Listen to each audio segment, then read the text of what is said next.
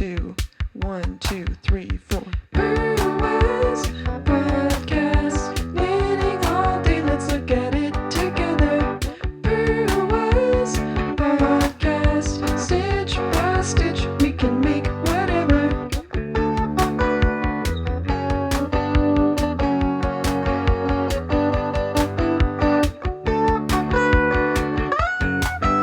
Stitch by stitch, it's made by your friend Claire.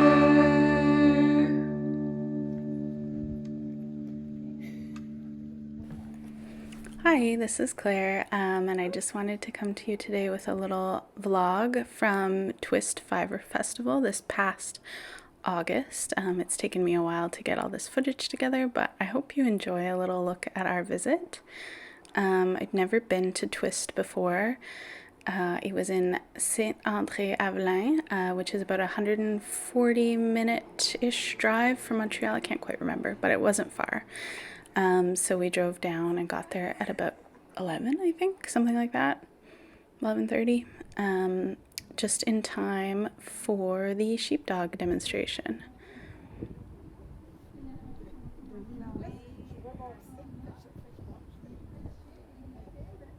It was so cute to see the dog working, and it was such a beautiful day, which I'm sure you saw from the earlier driving footage.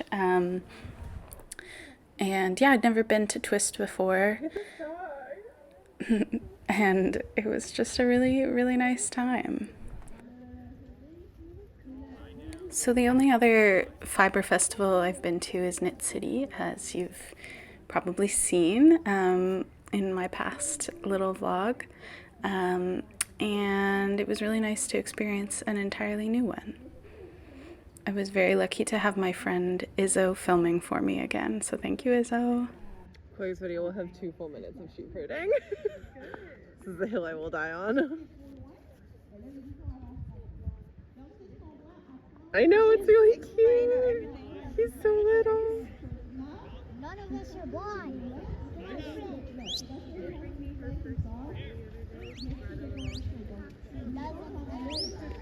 See, this is why we should have sheep if you have a dog, for enrichment. It's a little sheep. Look at how, look at that. They have a very long tails. Some of them have horns. But they're little butts. Oh, they are males. Yeah. Boy? Rams are different. Oh. So there were like 3 sort of main areas, this outdoor tent and 2 indoor areas. It's in like a big, I guess, rec center. And the first thing we saw was these beautiful baskets. This one that fits along the stairs, which I was impressed by. The vendor was called Big Blue Mama, and they were Ghanaian baskets, and they were every shape and size and color. It was really great. And I did get one. I'll show you in a bit. I was feeling not very good in front of the camera that day, but that's fine. It was still fun.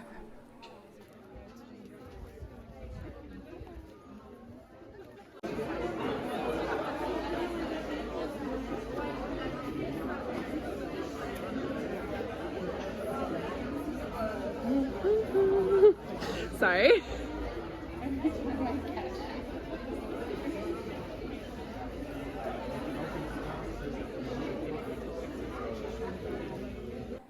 One of the things I really liked about Twist is that it's not just all knitting related stuff. There's definitely a lot more like spinning, fiber, and spindles and things like that, but there were really a lot of other crafts, especially quilting. But here we are looking at a cross-stitching kit booth, which was really lovely.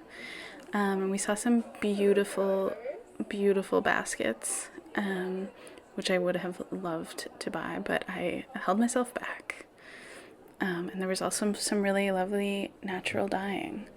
And they had kits. I kind of wish I'd bought a kit, because I've always wanted to try that kind of natural dyeing with whole flowers.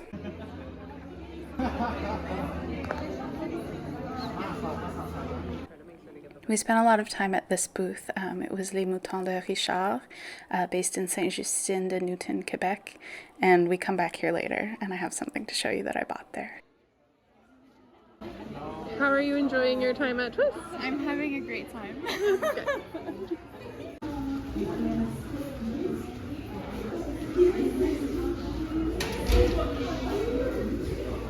You ready? Get our little.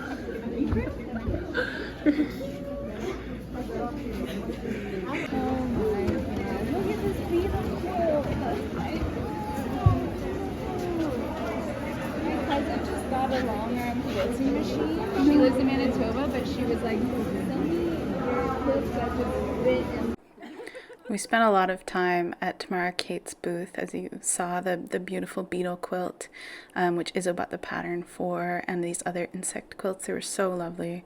She had really lovely quilting cottons. I didn't buy any, but we were searching for gifts for our friend Rudy as well, who couldn't come with us.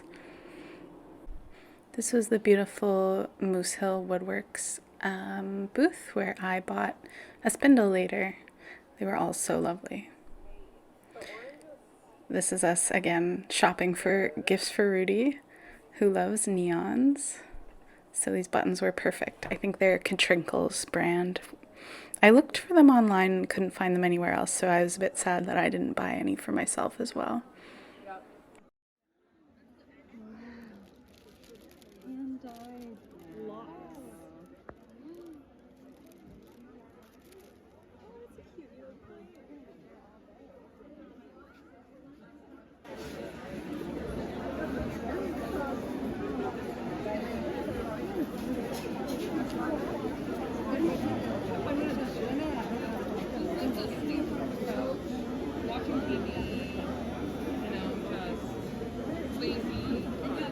It was nice to see Trailhead there. They still had some of their discontinued yarn left, and I still want to get some of their beautiful hand-dyed embroidery floss.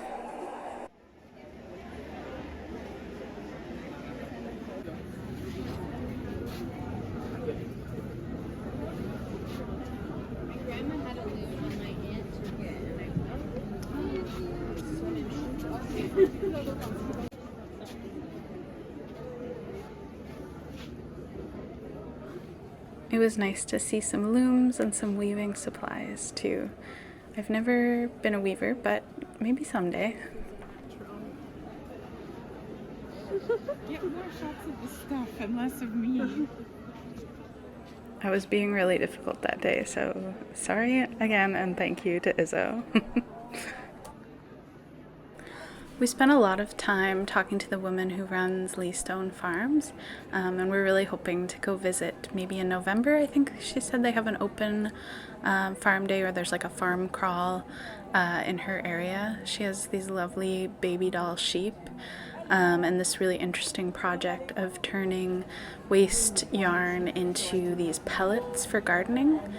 One of the challenges is, yeah, it's been amazing. One of the challenges is, even with wool production, there's waste. But there's about 5,000 head of sheep in Western Quebec, and about another 5.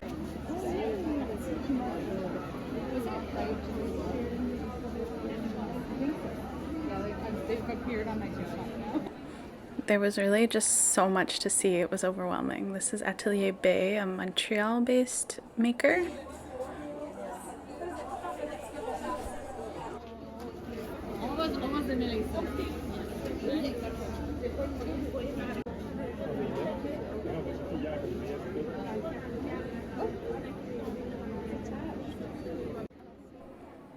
These are some really lovely naturally dyed, or I guess kind of printed things. They had fabric, which I was very tempted by, but I didn't get it. There was also this booth with a really interesting, like the history of circular sock machines. I didn't get a close enough look at this. I wish I'd taken the time to go over the information a bit more, but really cool machines.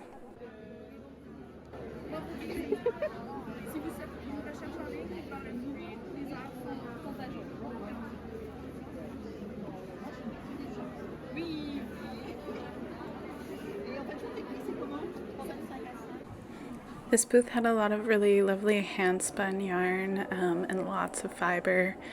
And it was nice to see people working away at their spinning wheels. Oh yeah, they had some beautiful woven stuff too.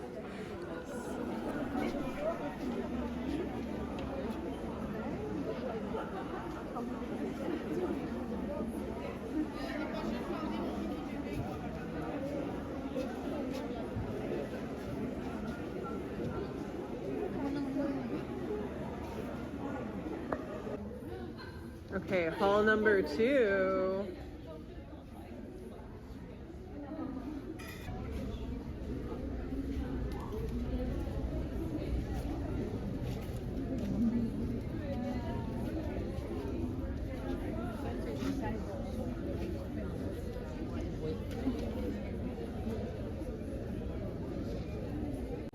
This hall also had a little movie theater, and I'm not sure what they were showing again. There was just too much to look at, and I didn't get a chance to go in and watch. But I thought it was really cute and cool.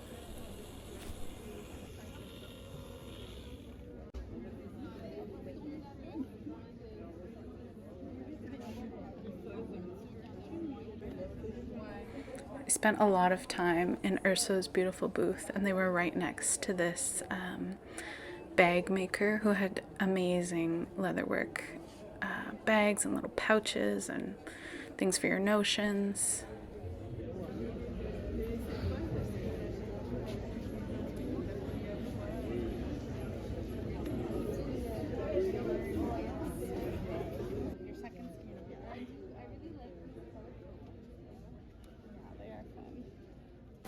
I spent a while in this booth from La Femme Pelipa, looking at these really lovely blended bits of fiber, and she had some great yarn.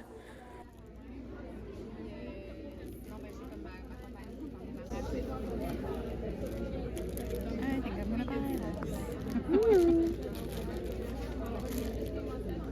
It's beautiful. What? Oh, it's only $12. You can get 2. Yeah. What are you getting?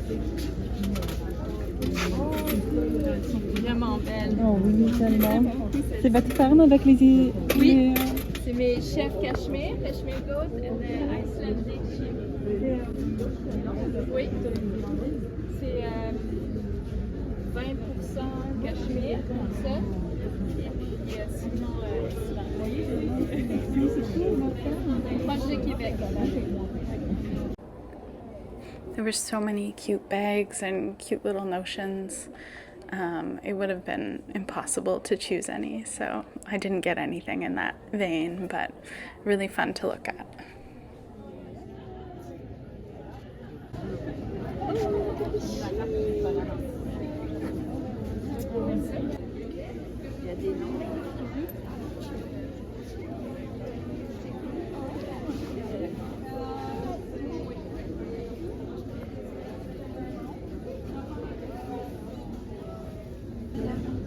You won't do that.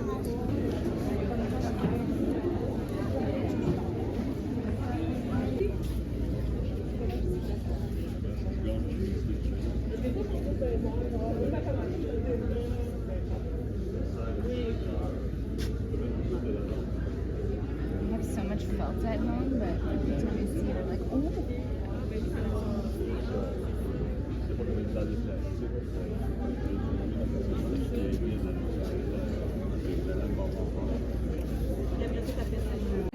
So we'd said we'd buy stuff on our kind of second go round, but I just went right back to Urso and bought things, which I'll show you when I'm done this voiceover. It matches your phone. Uh-oh, back for round 2. Second pass. Oops. Woo! You did it. Show it. Yay! I was thinking for Rudy. For me? Which other one? We needed your input. Third. Oh, there were the bugs. Yeah? You think? Sure.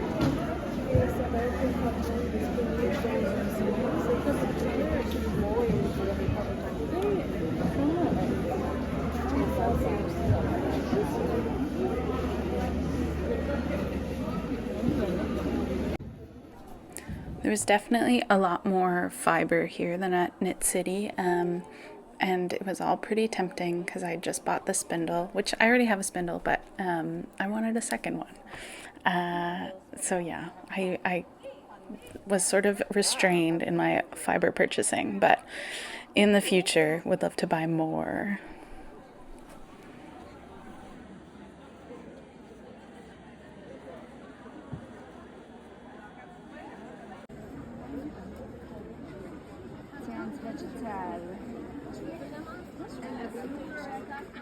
And the very last thing we did was go back to Les Moutons de Richard to buy a few things. Yeah, it's lovely. That's one.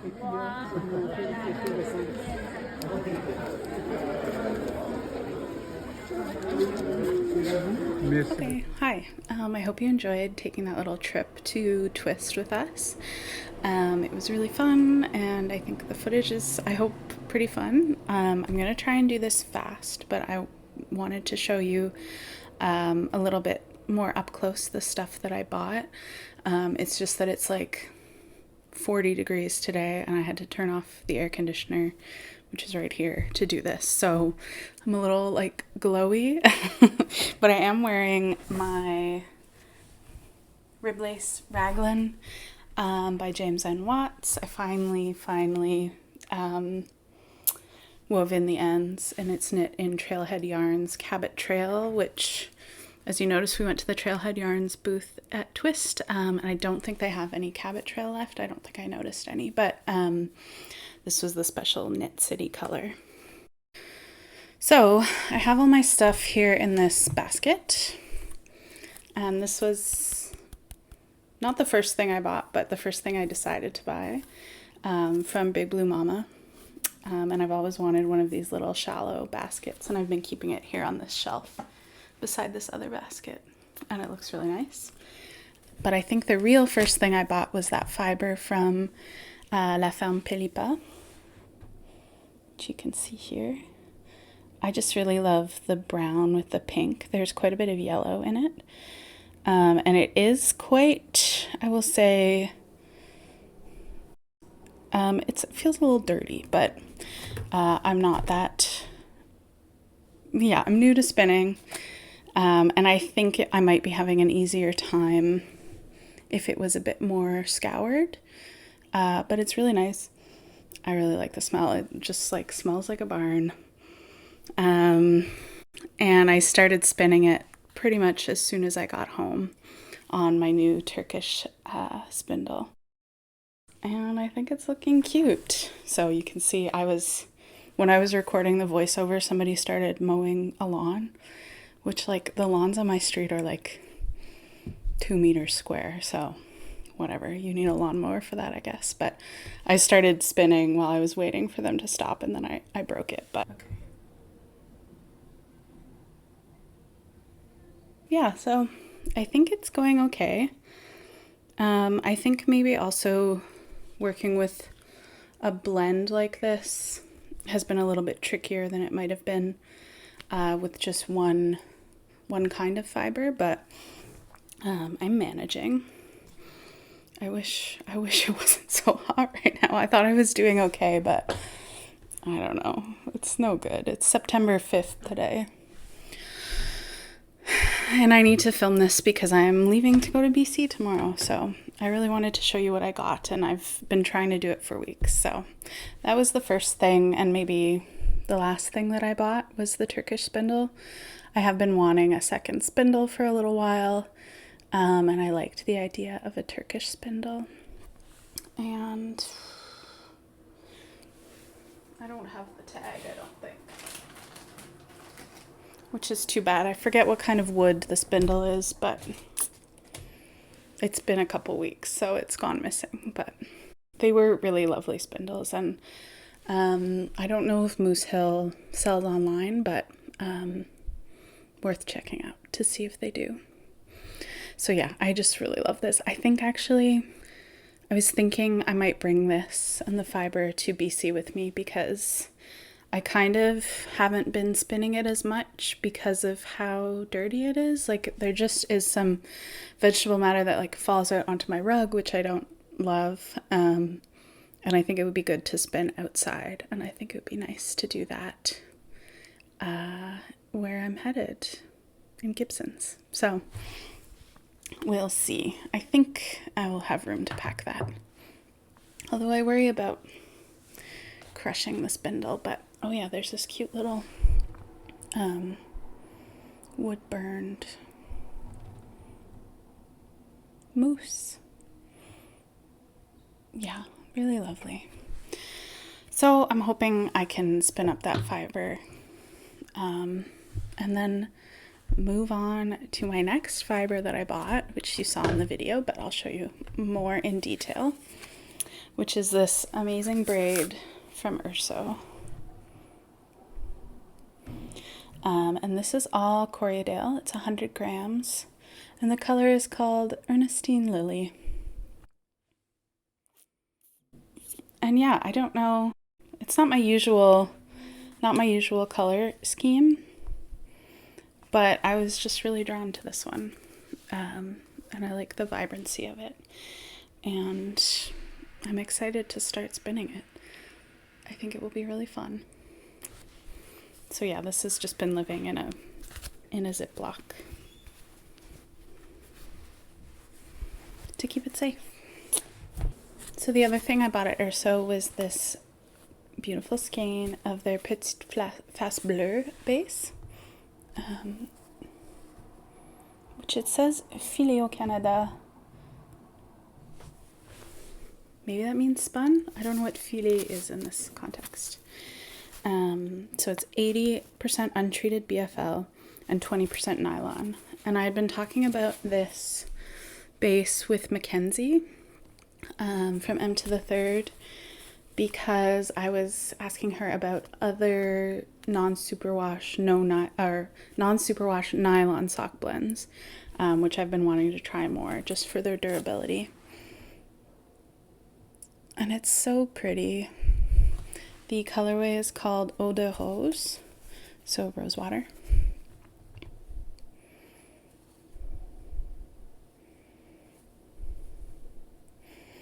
And yeah, I'm really excited to cast this on.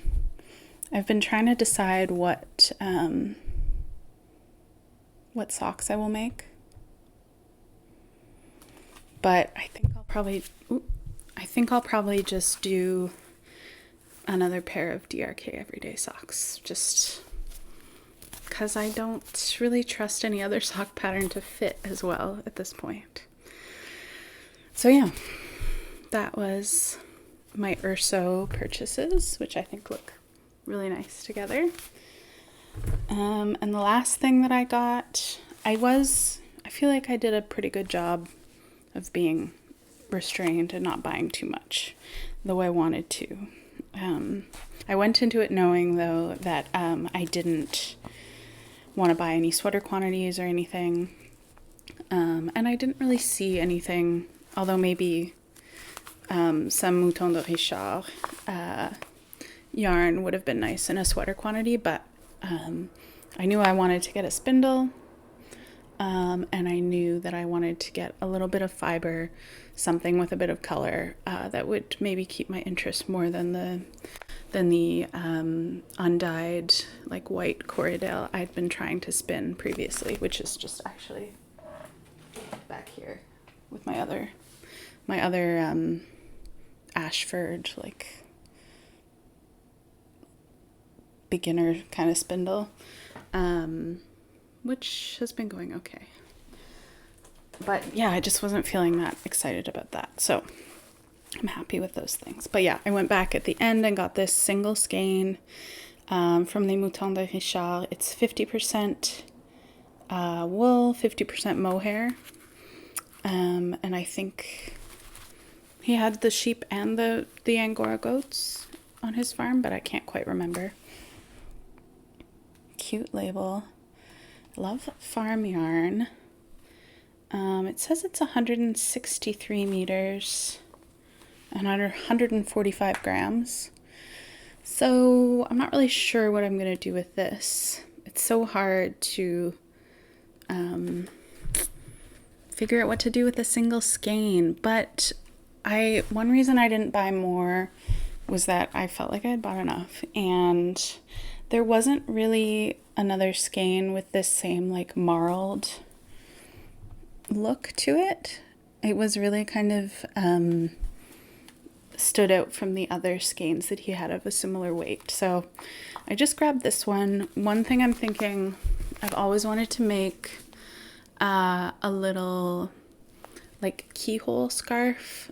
You know those ones that are kind of like petal, they have like petal shaped thing, and then you stick the one end into the other end, and it's like a little like ice skating scarf. I was thinking of that, although yeah, I think it'd be fine on my neck, but it probably would make a really nice hat. So there's that as well. Yeah, hard to say. So yeah, that was everything I bought at Twist. It was really fun. I would definitely go next year. Just kind of a different vibe to Knit City. Also just really nice to like be out of the city and go somewhere new. Although it was quite near Montebello, which I've been to several times like as a kid, because it's just sort of north of Ottawa-ish. It's kind of like between Montreal and Ottawa. So I grew up in Ottawa and now I live in Montreal. So yeah, I'd definitely go again. We went to Montebello after and had a nice lunch at a sushi place that had gluten-free options for Izzo, who's celiac. And then we went and swam at a nice little swimming spot that we like closer to the city. And yeah, it was a perfect little day. And so I hope that you enjoyed coming along with me. Thank you again to Izzo for the millionth time for filming for me. And thank you to M and Kay for being accommodating to the filming. And yeah, my plan is to film another podcast today. Although right now I'm really hot and I don't want to, but we'll see. Hopefully I'll have a podcast coming out. This should be out in the next couple days. And then when I'm in BC, I'll put up the other podcast, I think. Hopefully. That's my plan. But now I feel like I'm just rambling. Yeah, I'll talk to you soon. Have a good day. Bye.